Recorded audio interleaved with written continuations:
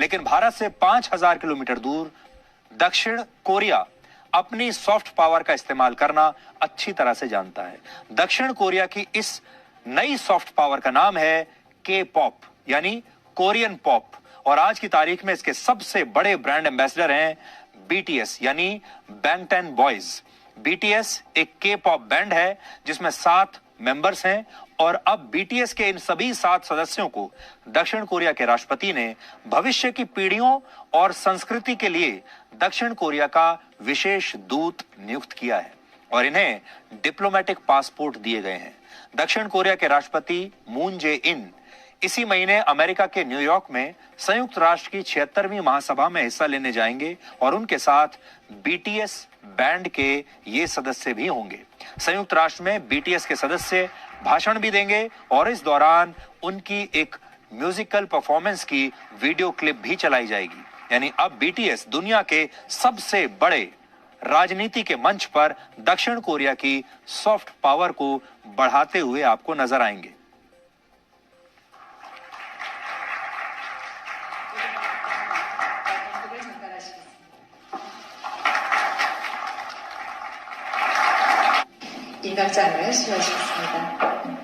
तो जो तस्वीर आप देख रहे हैं, कोरिया के राष्ट्रपति उन्हें डिप्लोमेटिक पासपोर्ट दे रहे हैं, पेपर दे रहे हैं, उनके कागज दे रहे हैं और एक फाउंटेन पेन उन्हें दे रहे हैं। बीटीएस की लोकप्रियता की वजह से दक्षिण कोरिया की अर्थव्यवस्था को हर साल 27,000 करोड़ रुपए का फायदा होता है, और जब भी बीटीएस की कोई नई एल्बम या गाना रिलीज होता है तो दक्षिण कोरिया और पूरी दुनिया में बीटीएस से जुड़े प्रोडक्ट्स की बिक्री बहुत तेज हो जाती है। बीटीएस से आकर्षित होकर हर साल 8 लाख लोग दक्षिण कोरिया घूमने के लिए जाते हैं, जो दक्षिण कोरिया में आने वाले पर्यटकों का 70% है। सोचिए, एक म्यूजिकल बैंड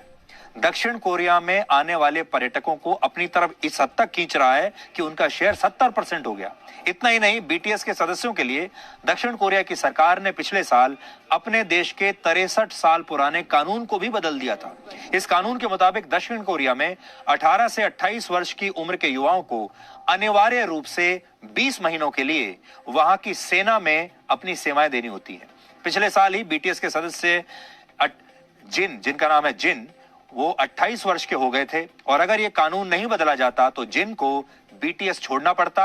और सेना में शामिल होना पड़ता। लेकिन दक्षिण कोरिया ने इस कानून में बदलाव किया और यह नियम बनाया कि के पॉप स्टार्स को इसमें 2 साल की छूट और दे दी जाए। अब दक्षिण कोरिया के के पॉप स्टार्स 18 से 28 नहीं बल्कि 18 से 30 वर्ष की उम्र के बीच कभी भी सेना में अपनी सेवाएं दे सकते हैं। सीखने वाली बात यहां पर यह है कि दक्षिण कोरिया की सरकार ने इन्हें हमेशा के लिए उस जिम्मेदारी से मुक्त नहीं किया, सिर्फ उन्हें 2 साल की छूट दी है, और वो बीटीएस के चाहे कितने भी लोकप्रिय गायक या मेंबर्स हों, सेना में तो उन्हें तब भी जाना ही पड़ेगा।